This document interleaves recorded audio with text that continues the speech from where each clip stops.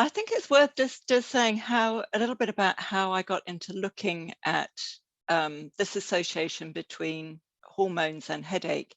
And it was when I first started working at a specialist migraine clinic, a medical charity in London, back in the late 1980s. And 80% of the people who attended the clinic were women, and a huge proportion of them were reporting this link between migraine and their hormones and their menstrual cycle. And when I was trying to look through the literature about this link, I couldn't find very much about it at all. So over the years, I've continued to research in it, and I'm still researching in it now. So having shifted from working exclusively in migraine, I'm now working out of a reproductive medicine centre, in fact, a menopause clinic centre in central London, and we're still researching headache in that way.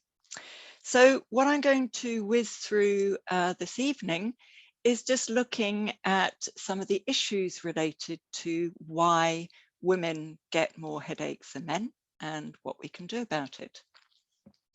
So I think many of you will probably be well familiar with the fact that from the time that we go through childhood and as hormones kick in around the time of menarche, when first periods start, migraine starts to become much more prevalent in women. And throughout all the reproductive years, so this is just a chart with age across the bottom and prevalence of migraine in females, that's the red line, and males, the blue line, you can see that migraine is much more prevalent in women. So I think one of the questions is to ask, why does women affect, sorry, why does migraine affect more women than men? And the answer is as obvious as you think it is, that the prevalence links to estrogen. So estrogen levels mirror the changes in migraine prevalence. And we see this really at two peak times during the reproductive years. Firstly, at puberty, when migraine starts to kick off this difference between men and women. And then secondly, again, during the perimenopause. And it's during the perimenopause that we see this peak prevalence of migraine. And particularly, this is the time that, linked to the natural cycle, we see an increase in menstrual migraine. So I guess the next question to answer is what is menstrual migraine? Well, when we look at how migraine occurs across natural menstrual cycle, when we look at the data from large groups of women who've kept diaries over a period of several months, we see that around the time of the period, there is a peak in the incidence of a migraine day. So if we look at this chart here, what you're seeing is days of the menstrual cycle. So we're looking at so that the period is right in the middle of the chart. Ovulation is typically about 14 days before you expect a period to start, irrespective of what your period cycle length is. And so we're looking ovulation day minus 14. There's no real peak around the time of ovulation, but look at how migraine starts to increase in incidence in the days leading up to the menstrual period. So when we talk about menstrual attacks of migraine, it's actually perimenstrual is probably a better word, because then they're building up in their incidence a couple of days before the first day of the menstrual period. So perimenstrual, not just menstrual. So these perimenstrual attacks, and as I've shown you on the chart, what I mean by that is migraine attacks that start within a couple of days before the first day of the menstrual period and the first 3 days of bleeding. So that's the first day starting within roughly about a 5-day window. And for it to be menstrual migraine, these perimenstrual attacks occur often than would be expected by chance. So this means if you have incredibly frequent migraine, it can be difficult for us to identify whether the migraine attacks that occur with your menstrual period are just a chance occurrence because of the frequency of migraine that you have, or whether they are really linked definitively to hormonal changes. So that is why often we will recommend a standard migraine preventive treatment to try to get rid of some of those intercurrent migraine attacks before we start looking at the association between migraine and menstruation. So here we have Jackie. Now Jackie's wondering if she's got menstrual migraine, and we've asked her to keep a diary. And what her diary shows, it's a very simple diary, and all it's doing is looking at a migraine day and a day that she has her menstrual period, because pictures speak volumes, often much more than words do. And you'll see that within this diary, we're looking at 6 months worth of information, and that there is a square for each day of the month over the 6 months that we're looking at. And within each square, what Jackie's written is a cross for a migraine attack and a circle for her menstruation day. And you'll see that the circles are following a diagonal line, like a slash, which means that she's having pretty regular menstrual periods. And if you look at the crosses, every month she's experiencing a migraine attack with her menstrual periods. And if you look carefully, you'll also see that those attacks that she's experiencing with her period is lasting a day or so longer than the attacks that she gets at other times of the month. So just looking at this diary, you can see that she is experiencing attacks with her menstrual period that are different and more likely to be occurring with her menstrual period than we would expect as a chance occurrence. So this is menstrual migraine. Now, what does that actually mean for Jackie? Well, what we found is that in women who have menstrual migraine, compared to women who have menstrual attacks that are just occurring by chance, these perimenstrual attacks are less likely to be pain-free at 2 hours. So that's why that's on the left-hand side of what we call the odds ratio being what you would expect. So less likely to be pain-free at 2 hours after treatment, more likely to recur 24 hours later. So we often will see menstrual migraine attacks or perimenstrual migraine attacks repeating themselves on several consecutive days, because symptom treatment will only last for about 24 hours at best. She's needing to take more symptom treatment than with her other attacks, and it's just not as effective as her usual migraine treatment. Her associated symptoms, she feels more sick, light bothers her more than other attacks, and it's much more likely to be severe, to last longer than the usual migraine attacks of 72 hours, and she's much more likely to be disabled with this migraine as well. So not much fun to experience.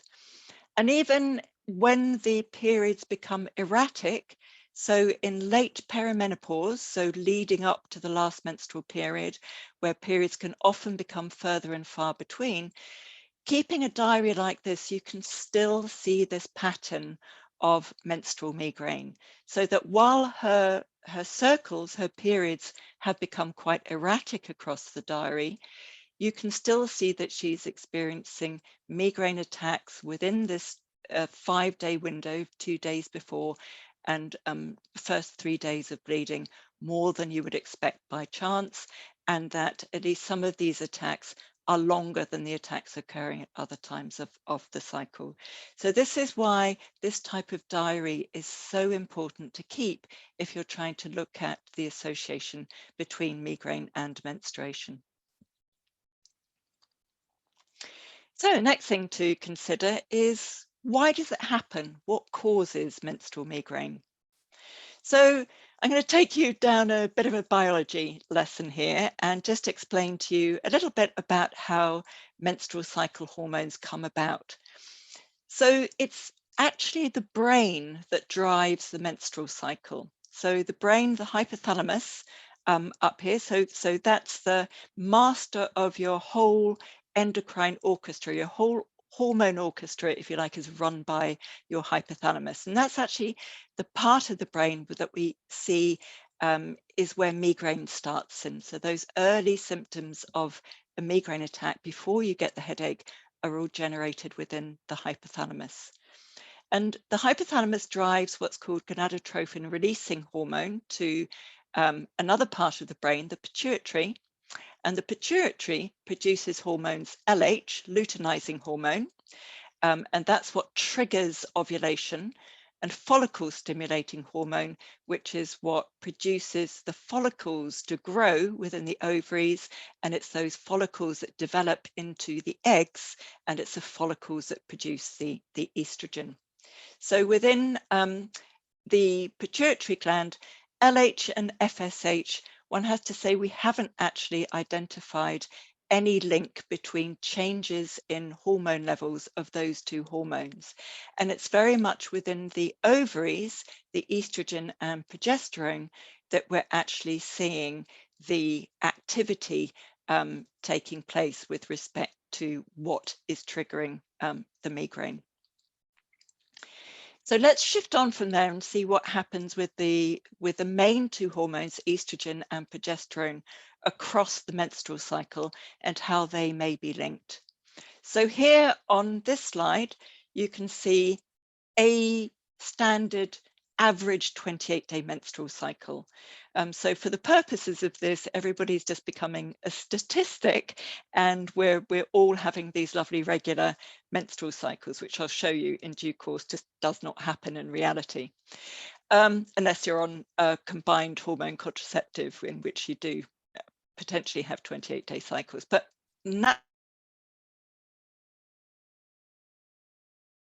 sorry if I muted myself. So natural cycles are typically following this hormone change across the cycle. So you'll see we've got day 1 of the menstrual cycle is the first day of your period. And on an average 28-day cycle, day 28 is the day before the first day of your period. Now, the increased risk of migraine that we see, as I mentioned, starts from a couple of days before to the first 3 days of menstruation, and that's the first day of a migraine attack starting within that time in this statistical model. So the main hormone that's released from the ovaries is the hormone estrogen. And that begins to rise in response to the FSH, the follicle stimulating hormone from the pituitary gland, that causes the release of estrogen from the ovaries, and that begins to rise. And as it rises, the estrogen rise triggers off luteinizing hormone, which triggers ovulation. So once ovulation has occurred, the estrogen levels drop down a little bit, and then they rise again for a while in the second part of the cycle that's called the luteal phase, before dropping when the body recognizes it isn't pregnant in preparation for another menstrual cycle. Now, if a woman ovulates, and only if she ovulates, does she then release a substantial amount of the hormone progesterone. So that is very much a hormone that's released and present in the second part of the cycle, the luteal phase, and it also drops and falls in the absence of a pregnancy, and that's what causes the menstrual bleeding. So you could argue we've got two hormones that are dropping just around the time that migraine is increasing in its likelihood. Which one of these is it? Is it either of them, or is it something else that we have yet to discover? So let's see what we found: progesterone or estrogen withdrawal. So we see here that this increased risk of migraine, we're looking directly at a slightly different version of that chart, in that we now have the period focused right in the middle of the chart. So we're looking before and we're looking after. So you can see the pink is the estrogen levels, and the black is progesterone levels. Now, one of the clinical trials that we did some years ago was measuring daily hormone levels in women diagnosed with menstrual migraine, and we actually followed them over 9 months with daily hormone levels from their urine. It was quite a major study, but great fun to do. And I think the women really enjoyed it as well. We got lots of information, so we were always very, very grateful to them for participating in the study. But in part of the study, what we did to try and identify which was relevant is we tried to bridge that drop in estrogen by giving them a course of estrogen gel starting 5 days before their expected start of their menstrual period. And we'd identified that time by using a fertility monitor, which identifies when a woman ovulates and then can predict when her menstrual period is going to be. So while the fertility monitor is more often used for women wishing to become pregnant and identifying that they're ovulating, we could also use it in the context of this trial to predict when their menstrual period was going to be and tell them when to start using the estrogen gel. And what we found was that while they were using the gel, they were less likely to have the migraine.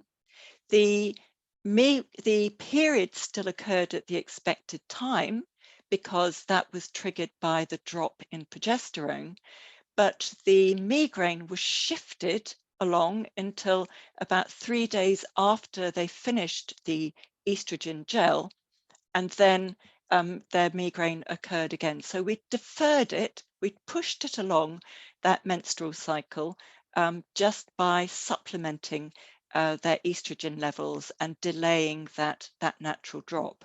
So what that tells us is it's the drop in estrogen that is relevant in triggering migraine at this time of the cycle, and not an effect of progesterone.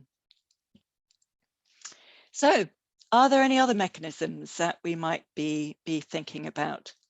Well, another mechanism that we've identified is a link between migraine and painful heavy periods. And this was found essentially by chance, that women who were experiencing migraine attacks associated with heavy, painful menstrual periods, when they were given a prostaglandin inhibitor, so that's something like ibuprofen, or more specifically, we use in gynecology mefenamic acid, that they said that not only were their periods less painful and less heavy, but actually they didn't get the migraine to the same extent as well.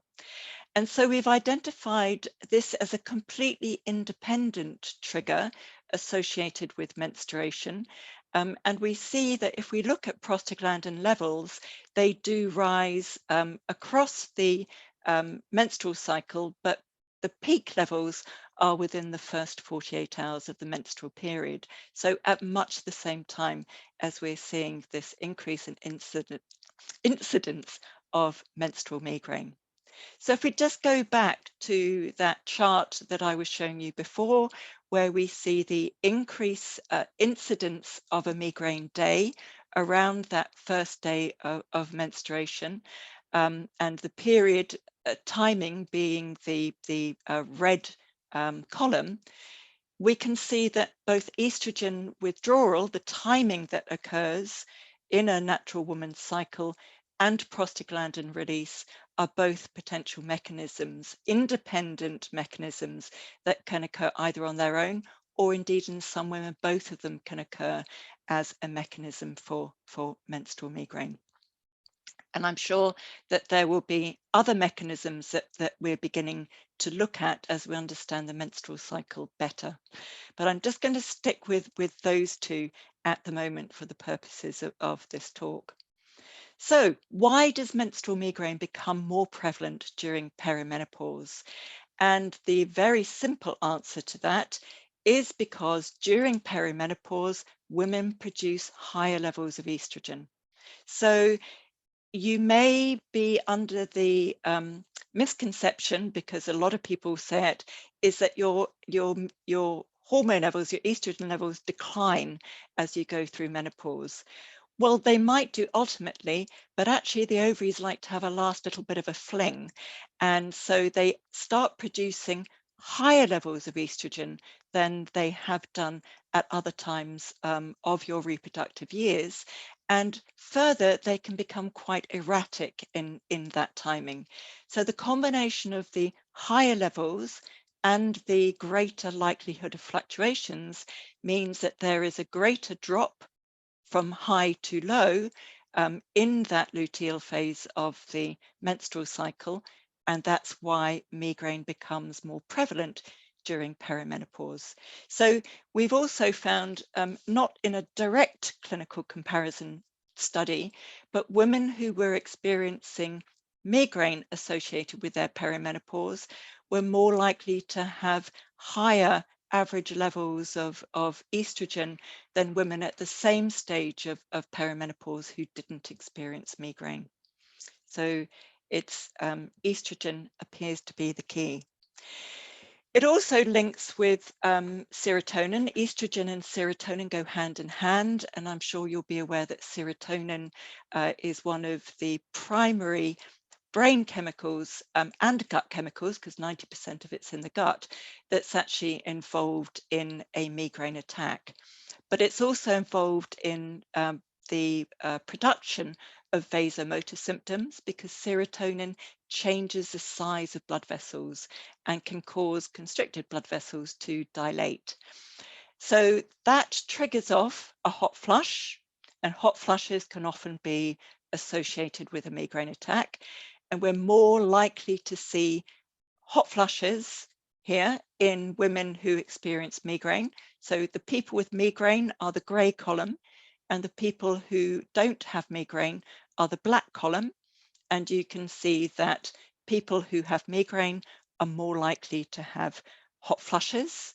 And when we look at night sweats, exactly the same pattern as well. So anybody who goes to see their healthcare advisor with hot flushes and night sweats should also be thinking about whether or not they have migraine, and vice versa. Now, what happens at the time of menopause, and what type of menopause? Does that make a difference?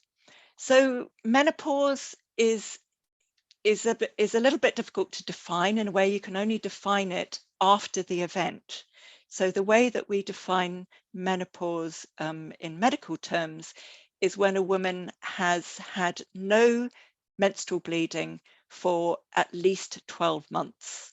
And only then can you say that she's gone through menopause. And that's if she's after 50. If she's under 50, then it's 24 months, 2 years before we make that diagnosis. And the majority of women will say that the effect of natural menopause on migraine is improvement. But it takes time for that change to happen. So even though you have your last menstrual period, your ovaries will still be producing fluctuating levels of estrogen for a number of years after that. So the improvement is not immediate. It's just that the ovaries are not active enough to produce an egg, but they are still active enough to produce fluctuating levels of estrogen. Now, in contrast, if you have a surgical menopause, so a surgical menopause is when your ovaries have been removed at operation, we see a worsening of migraine. So women are far more likely to experience an increase in migraine after they have their ovaries removed than somebody who has had natural menopause. Now, why should that be? If we're getting rid of the estrogen, isn't that the thing that's actually causing the problem? So why doesn't a surgical menopause make it better? So if we come back to the brain and ovary connections, if we get rid of the ovaries, then there's not going to be any estrogen being produced by the ovaries. There's nothing there at all. And the brain goes into overdrive because it's trying to drive an ovary to produce estrogen that's no longer there because of all this feedback that's actually happening. So the natural menopause, the brain has had time to adjust to those changes. over the period of natural progression of adaptation to menopause. But if you have a surgical menopause, the brain just goes into a state of shock. It doesn't have that time to adapt, and will initially things will worsen, although over continued time they will begin to settle. So what about treatment? What are the options for treatment? So management, the most important management strategy is obviously to optimize your acute treatment. And that means making sure that you take an adequate dose of it early enough, but not too often. And often with migraine treatments, it needs to be uploaded at the front of an attack. If you leave it too late, then even an effective treatment that might have worked taken early will not be effective if taken too late. Now, if that's not enough to control the migraine attacks, then we need to consider what preventative treatments are available. And for women, there is a standard treatment. There is perimenstrual prophylaxis. So that's just short-term preventative treatment just taken around that prone time. And then there is also hormonal treatment that is available. So if we just look at the standard prophylactic, let's say amitriptyline, propranolol, topiramate, some candesartan, some of all these ones that are in standard prescription, those are really quite useful for people who have a combination of both attacks that are unrelated to menstruation and the perimenstrual attacks as well, to try to get rid of those other ones out of the way before considering whether specific options are necessary. Now, perimenstrual, we consider this if women have mostly perimenstrual attacks, and they may seem great on paper, and when we've done them in clinical trials in a regulated setting, they can be quite effective. But the biggest problem is the women who are experiencing menstrual migraine or perimenstrual attacks with their natural menstrual cycles often have very irregular periods because they're heading towards menopause. So things are going to become more irregular rather than more regular, which makes it difficult to target the timing of perimenstrual treatments, which often need to be taken or started before a period that you need to try to predict. So what this slide is showing, it's looking at the cycle lengths of 31 women who were diagnosed in our study with menstrual migraine. And for each line, what you see is the variation in their cycle. So the line going up the middle, the black line, is your standard 28-day cycle. And as you will see, none of the women had regular 28-day cycles. The minimum variation in their cycle length, so that's from the start of one cycle to the start of the next cycle, was 3 days for one woman. But for some women with very irregular skipping periods, it was 37 days, 20 days. So this can be a big problem when you're considering hormonal perimenstrual hormone treatment. So in practice, it's not really as useful as we might have thought it was. So if you added all the data together, you did get an average 28-day cycle. But what we see, as I said before, women are not statistics, we're individuals. So what the statistics tell us is not going to help the way that we actually need to treat the individual with that cycle range. So the only other way we can think about it, if women are experiencing problems related to menstruation, and often the other thing that happens around this time of life is not just migraine, it's dysfunctional bleeding, heavy painful periods, premenstrual symptoms. All of these things can begin to come in. And particularly with premenstrual symptoms, the only way you can often manage them effectively is to suppress the egg release each month to prevent the changes that happen in the second part of the cycle. So what options are there to suppress the menstrual cycle? Well, the most effective option that's under your control as a user is actually the combined hormonal contraceptive pill. And you can get these in combined pills and as a ring, which results in lower levels. Now, these contain synthetic estrogens and synthetic progestogen. So they have been developed a body identical estrogen pill. It's the only one that's actually available in a continuous dose form, and this is called Zoely. And it contains exactly the same oral estrogen that we use for oral hormone replacement therapy, but it works to suppress the ovarian cycle as well. So it stops your natural menstrual periods, it stops you releasing an egg every month, but if you don't want to take it anymore, you just stop it and everything goes back to normal. So it's a bit like a sort of contraceptive HRT in the combination of the hormones. Now, the other thing to be aware of is if you are a healthy woman, if your blood pressure is fine, if your body mass index is fine, women can actually take combined hormonal contraceptives until the age of 50. The cutoff at 50 is because with the synthetic estrogen, there is the potential for older women to maybe be more at risk of blood clots in the legs or lungs, but we see less of this certainly with the body identical estrogen, natural estrogen pills. So there may, in a medical indication for it, be the potential to use the body identical estrogen pills for a little bit longer if necessary.